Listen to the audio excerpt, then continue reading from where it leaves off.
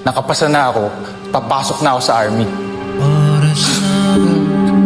Eh, bakit hindi mo sinabi sa akin? Ngayong malalaman ko, ngayong paalis ka na!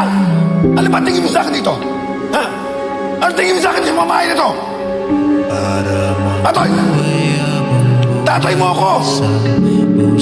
Hindi ko gusto to. At hindi kita pinapayagan maging sundalo.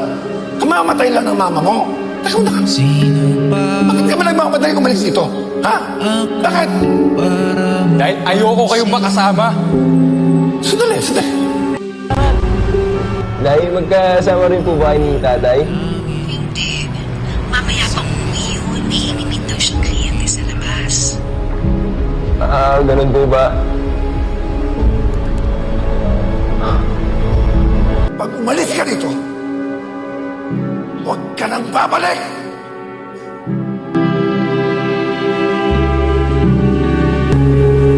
Tama pa na bumalik pa ako rito.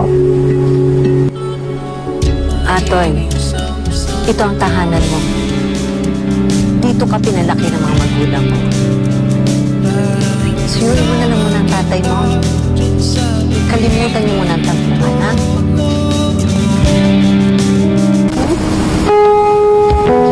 Akalain mo?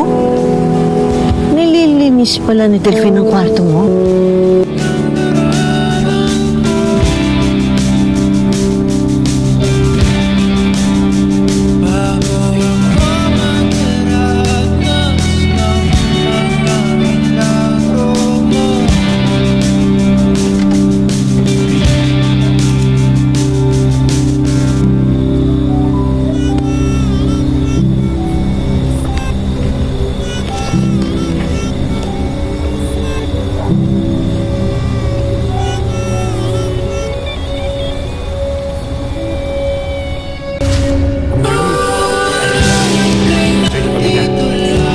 Pagdalan mo ako ng kopya, ha? Hindi mo sa bahay, ha?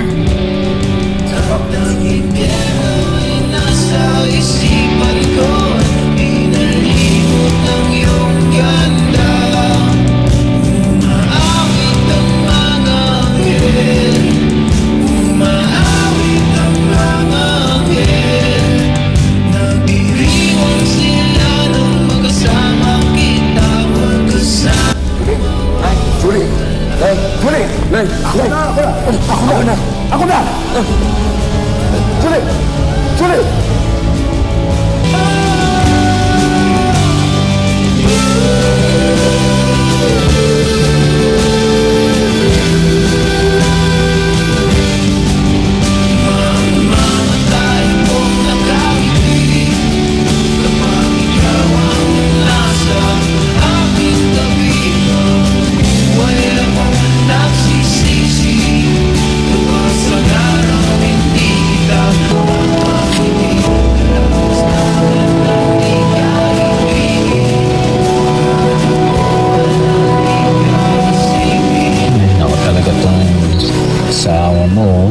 Kwarto ko, nagagawang linisin.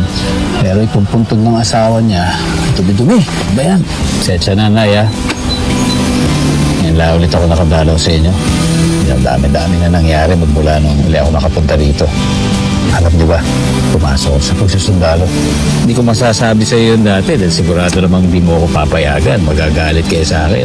Pero, Nay, alam niyo ba, dami kong natutunan, ang dami kong nakilala. Nay, alam niyo, meron nga ako nakilala eh.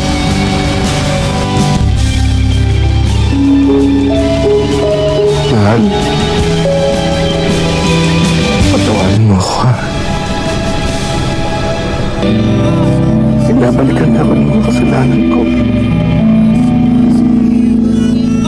Mukhang alam na anak natin nagawa ko sa'yo.